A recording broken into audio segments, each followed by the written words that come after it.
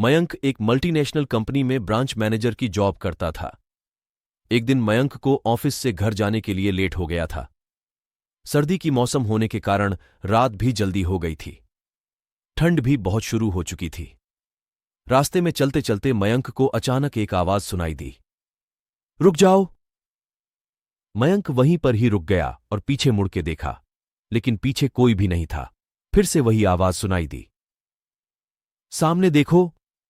जैसे ही मयंक ने सामने देखा तो उसे जमीन पर कुछ चमकती हुई चीज दिखाई दी। मयंक दौड़ के उस चीज के पास गया और देखा तो यह कोई साधारण चीज नहीं थी, बल्कि एक चमकता हुआ हीरा था। उसने वह हीरा अपने हाथ में लिया। उसकी चमक देखकर मयंक की खुशी का पार ना रहा।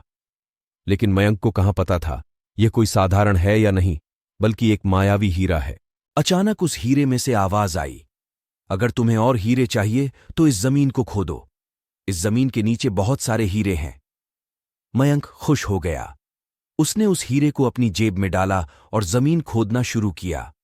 करीबन 2 फीट खोद काम करने के बाद अचानक मयंक डर के मारे चिल्लाने लगा।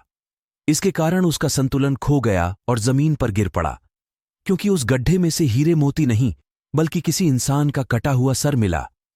अचानक वह सर हवा में उड़ने लगा और बोला, डरो मत, मैं तुम्हें कोई हानि नहीं पहुंचागा। मैं तुम्हें बहुत सारे हीरे जवेरात भी दूंगा। बस मेरी बात ध्यान से सुनो, मैं जहां जाता हूं वहां मेरे पीछे आओ। फिर वह सिर हवा में उड़ा और जंगल की ओर बढ़ने लगा। करीबन 1 किलोमीटर चलने के बाद वह सिर रुक गया। मयंक भी रुक गया। फिर उस सिर ने मयंक से कहा, इस जमीन के भीतर बहुत सारे हीरे मोती जवाहरात छुपे हुए हैं। इस जमीन पे खोद काम शुरू करो। मयंक खुश हो गया और उस जमीन को खोदना शुरू कर दिया। खोदते खोदते उस जमीन के नीचे हीरा मोती तो नहीं मिले, बल्कि उस सिर का कटा हुआ धड़ मिला। उस सिर ने कहा, अब तुम्हें एक आखिरी काम करना है, उसके बाद मैं तुम्हें मालामाल कर दूंगा। तुम्हें कहीं से भी एक लौटा खून लाना होगा। मयंक ने बोला, एक लौटा खून? पर मैं एक लौटा खून कन्हा से लाऊंगा? उस सिर ने कहा, चलो मेरे साथ। वो डरावना चेहरा मयंक को साथ लेकर थोड़ी दूरी पे गया। वहां उसे एक इंसान को जाते हुए देखा। वो सिर बोला, उस इंसान को मारकर उसका खून ले आओ। मयंक डर गया और बोला, नहीं नहीं, ये मुझसे नहीं होगा। मैं ये नहीं कर सकता। अगर तुमने ये काम नहीं किया तो मैं तुझे बहुत बड़ी मुसीबत में डाल दूंगा। फिर तुम्हारी पूरी जिंदगी नर्क बन जाएगी। मयंक ने हाथ जोड़कर उसे कहा, मुझे माफ कर दो। अगर मैंने उसे मार तो मुझे पुलिस गिरफ्तार कर देगी और मुझे जेल जाना पड़ेगा। उस सिर ने अपने तंत्र मंत्र की शक्ति से एक छुरी और लौटा प्रकट किया और गुस्से से बोला, अगर तुम मेरा यह काम नहीं करोगे तो मैं तुम्हारे पूरे परिवार को मौत के गाढ़ उतार दूंगा। मयंक ने मजबूरी में आकर उस आदमी को मार डाला और उसका खून लेकर उस सिर के पास गया। वो सिर खून को देखकर बहुत खुश हुआ और बोला, ये खून मेरे शरीर पे डाल दे। उस सिर के कहने पर मयंक ने खून को उसके शरीर पे डाल दिया।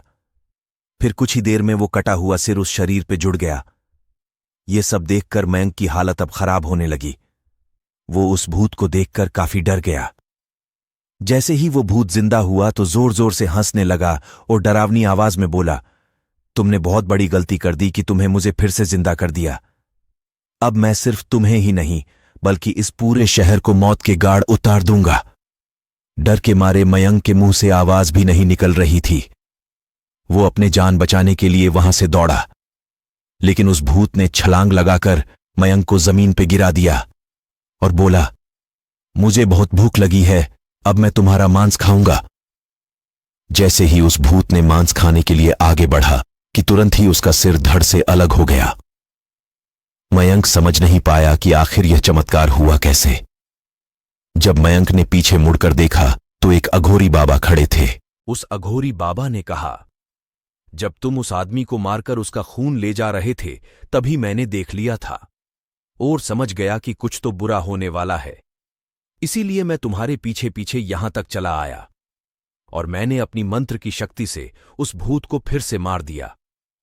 अब तुम निश्चित होकर अपने घर जाओ। अब तुम पर कोई खतरा नहीं है। आज भी मयंक उस बात को याद करता है तो उसकी रूह तक कांपने लगती है। दोस्तों, आपको यह कहानी कैसी लगी प्लीज हमें कमेंट करके जरूर बताएं। हमारी और भी कहानियां पढ़ने के लिए चैनल को सब्सक्राइब करिए।